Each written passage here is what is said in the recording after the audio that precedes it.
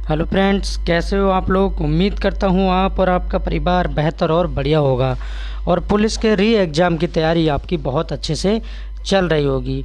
उम्मीद करते हैं बहुत अच्छा एग्ज़ाम जाएगा आपका और अच्छे से तैयारी करेंगे। तो शुरू करते हैं आज की क्लास। 30 क्वेश्चन यहाँ पर देखेंगे मोस्ट इम्पोर्टेंट, जो कि लगभग 20 क्वेश्चन जीके जीएस के हैं और 10 क्वेश्चन यहाँ पर मैंने हिंदी के मेंशन किए हैं। तो सब कुछ क्लियर करेंगे और भी चीज़ें यहाँ पर डिटेल में जानते रहेंगे। शुरू करते हैं आज की क्लास। पहला प्रश्न है, ऐसा कौन सा देश है जो अभी तक गुलाम नहीं बना है किसी से गुलाम नहीं बना है। ऐसे देश का नाम बताना है। नेपाल, अमेरिका, चीन, पाकिस्तान। तो नेपाल को बिल्कुल याद रखना है, नेपाल अभी तक गुलाम नहीं बना है। नेपाल के बारे में थोड़ा सा और जान लेते हैं। नेपाल की राजधानी क्या है, कैपिटल क्या है। तो राजधानी हो जाएगी काठमांडू। वर्तमान में राष्ट्रपति कौन है, तो केपी शर्मा ओली यहाँ के राष्ट्रपति हैं। नेक्स्ट क्वेश्चन देखते हैं 2 नंबर। अंतर्राष्ट्रीय न्यायालय कहाँ स्थित है, यानी कि इंटरनेशनल हाई कोर्ट की बात हो रही है। इंटरनेशनल हाई कोर्ट कहाँ स्थित है, तो नीदरलैंड द हेग में अंतर्राष्ट्रीय न्यायालय स्थित है। 3 नंबर क्वेश्चन देखते हैं। अंतर्राष्ट्रीय न्यायालय में कुल कितने न्यायाधीश होते हैं। टोटल जजेस की संख्या पूछी जा रही है, न्यायाधीश की संख्या पूछी जा रही है, तो 15 होते हैं, यानी कि 10 + 5 कितना हो गया, 15। 5 स्थायी होते हैं और 10 कैसे होते हैं, अस्थायी होते हैं। और जो न्यायालय में, अंतर्राष्ट्रीय न्यायालय में न्यायाधीश होते हैं, उनका कार्यकाल कितना होता है ये भी याद रखना है। कितने वर्ष के लिए चुने जाते हैं, तो 9 वर्ष के लिए चुने जाते हैं। 9 ईयर यानी कि 9 वर्ष के लिए उनको नियुक्त किया जाता है। और इसका मुख्यालय मैंने बता दिया कहाँ पर है। अंतर्राष्ट्रीय न्यायालय का मुख्यालय कहाँ है, नीदरलैंड के एक शहर में स्थित है। ये बातें आपको याद रखना है। 4 नंबर क्वेश्चन देखते हैं। हर्षवर्धन का शासनकाल कब से कब तक रहा था। 2-3 बार पुलिस ने इस क्वेश्चन को रिपीट किया है, पूछा गया है बार बार। अच्छा क्वेश्चन है। वर्धन वंश के संस्थापक, ठीक है, हर्षवर्धन, प्रभाकर वर्धन, राजश्री, ठीक है। यहाँ पर 606 से 647 तक उन्होंने शासन किया है। हर्षवर्धन के दरबारी कवि के बारे में भी पूछा जा सकता है, तो बाणभट्ट को याद रखना है। बाणभट्ट खुद एक संस्कृत के कवि हैं जिन्होंने कादम्बरी को लिखा है, ठीक है। और बाणभट्ट ने ही हर्षवर्धन की बायोग्राफी को लिखा है। तो ये भी याद रखना है कि हर्षवर्धन का दरबारी कवि कौन था, तो बाणभट्ट था। 5 नंबर क्वेश्चन देखते हैं। मुगल काल का चौथा बादशाह कौन था। मुगल काल का चौथा बादशाह कौन था, डिटेल में जान लेते हैं। 21 अप्रैल 1526 को पानीपत के युद्ध में बाबर एवं इब्राहिम लोदी के बीच दोनों सेनाओं में युद्ध हुआ था, जिसमें कि इब्राहिम लोदी हार गया था और बाबर जीत गया था। तो मुगल काल की वहाँ से एंट्री हो गई। तो पहला मुगल काल का बादशाह बाबर हो जाएगा। उसके बाद में बाबर के बाद में उसकी 5 संतानें हुई थी, कामरान, हिंदाल, अस्करी, हुमायूं और गुलबदन बेगम, जिसमें से गद्दी पे हुमायूं बैठा था, ठीक है। बाद में हुमायूं को शेरशाह सूरी ने हरा दिया था, लेकिन उसके बाद में फिर अकबर गद्दी पे बैठा है। फिर अकबर के बाद जहांगीर बैठा है। तो चौथा मुगल काल का बादशाह कौन हुआ, जहांगीर हुआ। जहांगीर बिल्कुल करेक्ट आंसर हो जाएगा। और सबसे कट्टरवादी मुगल शासक के रूप में किसे जाना जाता है, तो औरंगजेब को जाना जाता है। ये भी याद रखना है। 6 नंबर क्वेश्चन देखते हैं। 6 नंबर, मुगल काल का अंतिम बादशाह कौन था। लास्ट बताना है अंतिम मुगल काल का बादशाह कौन था। बहादुर शाह जफर बिल्कुल करेक्ट आंसर हो जाएगा।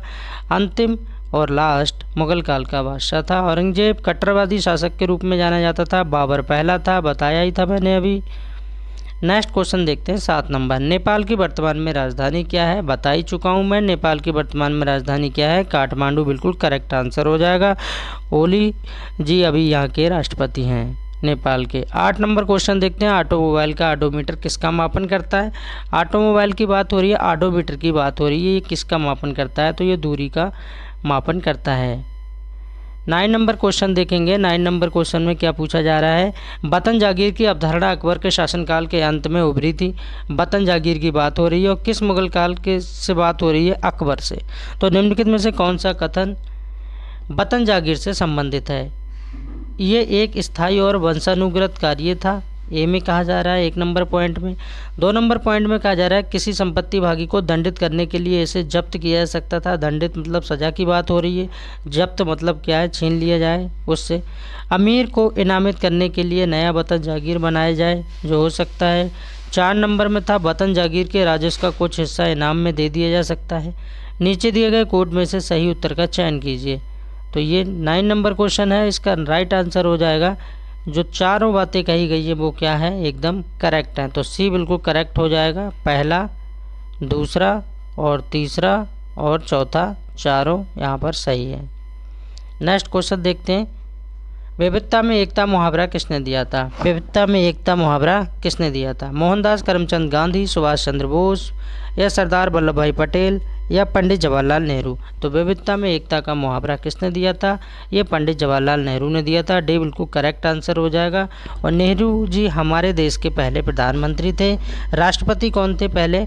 तो डॉक्टर राजेंद्र प्रसाद भारत के पहले राष्ट्रपति थे। प्रारूप समिति के अध्यक्ष कौन थे? डॉक्टर भीमराव अंबेडकर जी प्रारूप समिति के अध्यक्ष थे। और प्रारूप समिति को इंग्लिश में ड्राफ्टिंग कमेटी बोलते हैं और इसके टोटल मेंबर जो थे वो 7 थे। ये भी क्वेश्चन जो मैंने अभी डिस्कस किए हैं ये पूछे गए हैं, तो इसलिए एक्स्ट्रा जानकारी में इनको याद रखिए। 10 नंबर क्वेश्चन देखते हैं। पूर्णकालिक रियासतों की श्रेणी के अंतर्गत कौन से राज्य शामिल हैं? यहाँ पर बताना है कौन से राज्य शामिल हैं।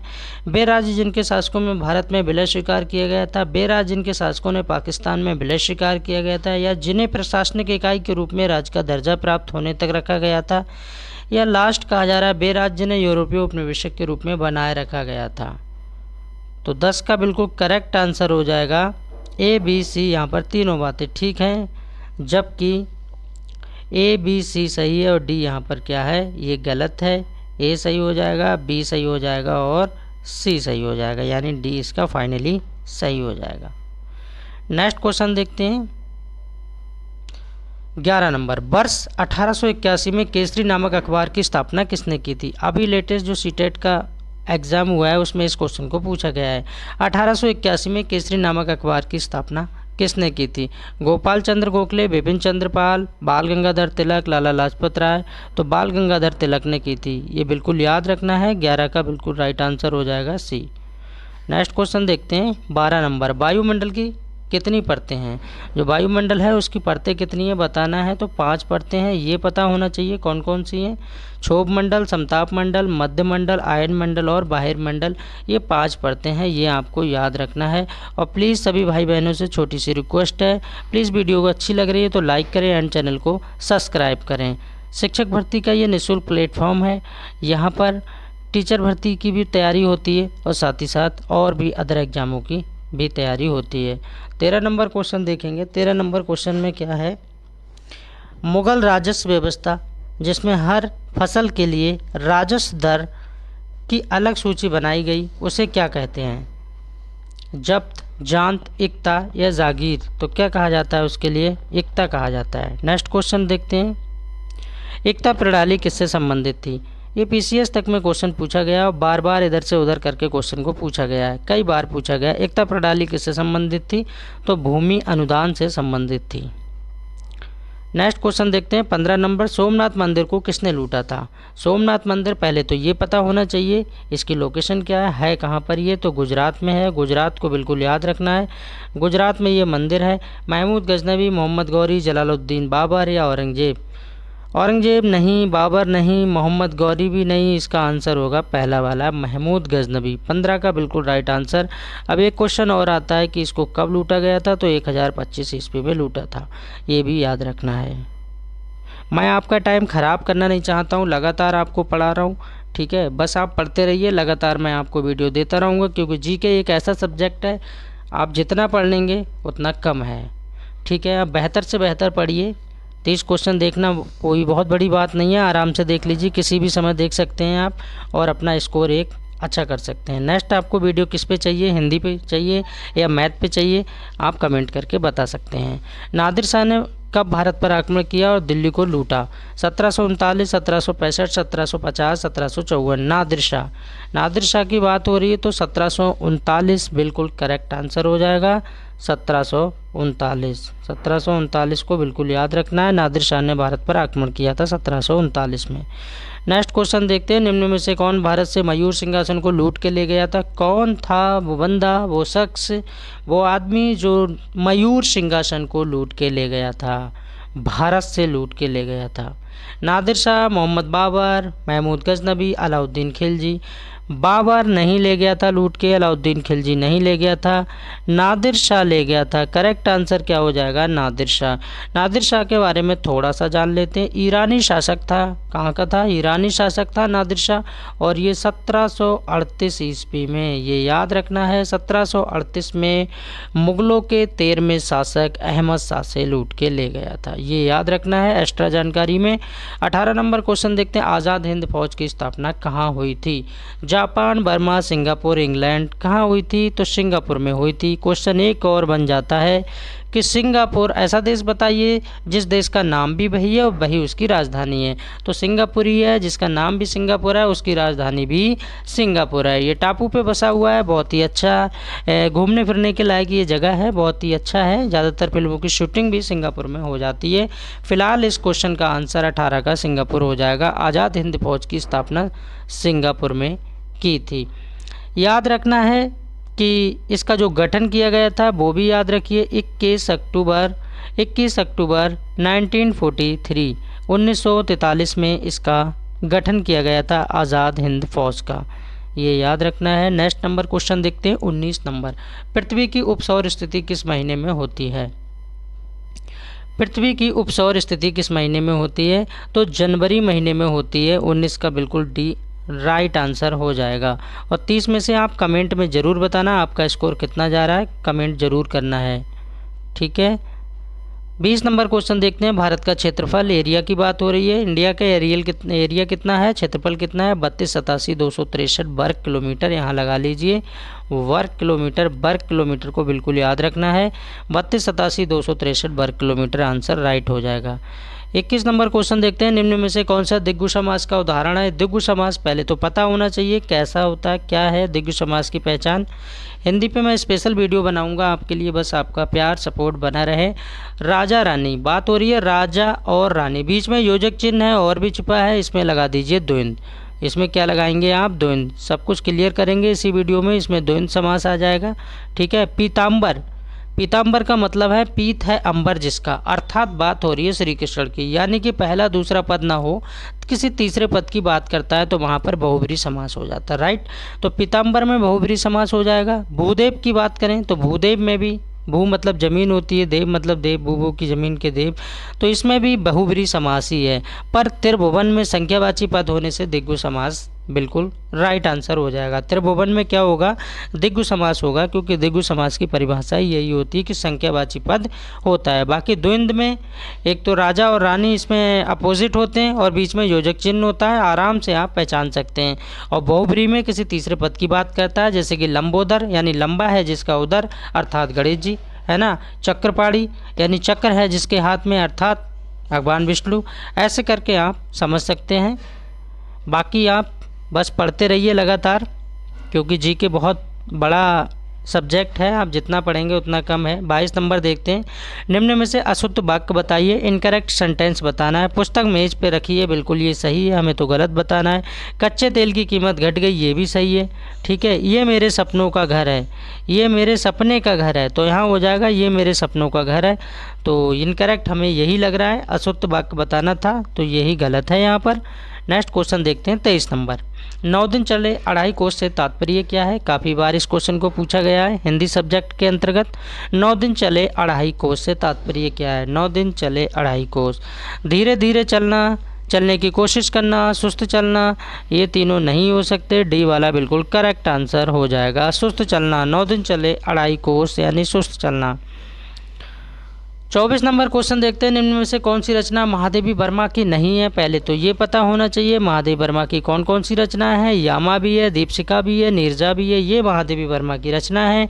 लेकिन आंगन के पार ये रचना महादेवी वर्मा की नहीं है। अब आपके माइंड में क्वेश्चन आ रहा होगा कि सर ये रचना किसकी है? तो ये रचना आज्ञे जी की है। आज्ञे जी को बिल्कुल याद रखना है। आज्ञे जी का पूरा नाम भी पूछा जाता है, तो सच्चिदानंद हीरानंद वात्स्ययन आज्ञे जी का पूरा नाम है। बाकी यामा दीपशिखा और नीरजा महादेवी वर्मा की रचना है। साथ ही साथ ये भी याद रखिए कि महादेवी वर्मा किस युग से संबंधित हैं, तो ये छायावादी युग से संबंधित हैं। छायावादी में और भी मैं कभी बता दे रहा हूँ कौन कौन आता है। जयशंकर प्रसाद आते हैं और सुमित्रा नंदन पंत आते हैं और निराला जी आते हैं, ठीक है। और यहाँ पर महादेवी वर्मा मैंने बता दिया, माखनलाल चतुर्वेदी, ये कुछ नाम है जो आपको याद रखना है। 25 नंबर क्वेश्चन देखते हैं। राष्ट्र का स्वरूप नामक निबंध किस लेखक ने लिखा है? जितने भी भाई बहन हमारे 12th क्लास की तैयारी करते होंगे उनको ये चैप्टर मिल जाएगा, पहला ही चैप्टर है गद्य में। राष्ट्र का स्वरूप नामक निबंध किस लेखक से लिखा है? तो वासुदेव शरण अग्रवाल जी ने लिखा है।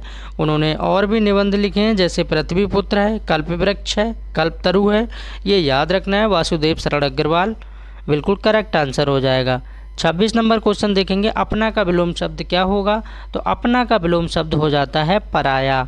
ये उल्टा पूछा जाता है, विलोम शब्द मतलब उल्टा होता है।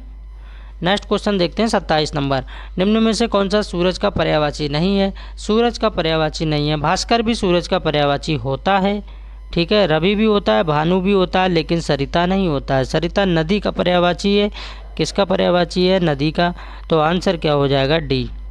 30 में से आप अपना कमेंट में स्कोर ज़रूर बताना, आपका स्कोर कितना जा रहा है। 28 नंबर क्वेश्चन देखते हैं। निम्न में से कौन सा कथन सही है? सही कथन को यहाँ पर सिलेक्ट करना है। True statement. भारत का शेक्सपियर कालिदास को कहा जाता है। कालिदास संस्कृत के बहुत बड़े कवि हैं, ठीक है। अभिज्ञान शकुंतलम, मेघदूतम, रघुवंशम, कुमार संभवम जैसी रचनाएं इन्होंने लिखी हैं। और चंद्रगुप्त मौर्य के दरबारी कवि भी थे कालिदास। भारत का शेक्सपियर कालिदास को कहा जाता है, बिल्कुल एकदम बात सही है। हिंदी का शेक्सपियर राघव रांगप को कहा जाता है, ये भी बात बिल्कुल ठीक है, सही है। ये दोनों बातें क्या है? ठीक है। तो आंसर क्या हो जाएगा? जब दोनों बातें ठीक है तो ए और बी दोनों बातें सही हैं, ए और बी। तो आंसर क्या हो जाएगा? फाइनली सी सही हो जाएगा। नेक्स्ट क्वेश्चन देखते हैं 29 नंबर। अंतर्राष्ट्रीय शिक्षक दिवस कब मनाते हैं, यानी इंटरनेशनल टीचर डे कब मनाते हैं? तो इंटरनेशनल टीचर डे कब मनाते हैं? 5 अक्टूबर, 14 सितंबर, 8 मार्च, 14 अप्रैल। डिटेल में जानेंगे कुछ और भी। आंसर क्या हो जाएगा? 29 का 5 अक्टूबर हो जाएगा। 5 अक्टूबर को अंतर्राष्ट्रीय शिक्षक दिवस यानी कि इंटरनेशनल टीचर डे मनाते हैं। 14 सितंबर को क्या मनाते हैं हम? याद रखना है, हिंदी दिवस मनाते हैं, ठीक है। 8 मार्च को हम वुमेन डे मनाते हैं, महिला दिवस। और 14 अप्रैल को संविधान के निर्माता डॉक्टर भीमराव अंबेडकर जी का जन्मोत्सव मनाते हैं, ये भी याद रखना है। 14 अप्रैल, 8 मार्च, 14 सितंबर और 5 अक्टूबर सारी डिटेल मैंने बता दी। 2 अक्टूबर को गांधी जयंती मनाते हैं, है ना। 30 जनवरी को महात्मा गांधी जी शहीद हो गए थे। और 5 जून को पर्यावरण दिवस मनाते हैं। 21 मार्च को वानिकी दिवस मनाते हैं। और भी बहुत सारे दिवस हैं, एक दिवस पे वीडियो बना देंगे हम स्पेशल, आप पढ़ लेना, परेशान बिल्कुल नहीं होना है। लगातार तैयारी हैप्पी माइंड से करते रहना है और एक सरकारी सीट पुलिस में अपनी ले लेना है। जुनूने वर्दी। निम्न में से कौन सा जयशंकर प्रसाद का नाटक नहीं है? इनमें से बताना है आपका कौन सा जयशंकर प्रसाद का नाटक नहीं है। तो जयशंकर प्रसाद, ध्रुव स्वामी, स्कंदगुप्त और आज़ाद शत्रु, ये तीनों जयशंकर प्रसाद के नाटक हैं। लेकिन अंधेर नगरी ये भारतेंदु हरिश्चंद्र का नाटक है। तो डी बिल्कुल करेक्ट आंसर हो जाएगा। बाकी और भी रचनाएं हैं जयशंकर प्रसाद की, छायावादी युग से संबंध रखते हैं, जैसे कि झरना है, आंसू है, तितली है, कंकाल है, ठीक है। और कामायनी इनका बहुत बड़ा महाकाव्य है, बहुत ही अच्छा है। तो 30 में से आपका स्कोर कितना जा रहा है कमेंट में ज़रूर बताना है। बिंदास रहिए, खुश रहिए, मस्त रहिए और अपनी तैयारी करते रहिए। मिलते हैं फिर एक नई क्लास में, नई वीडियो में। Thanks for watching. Please subscribe my channel.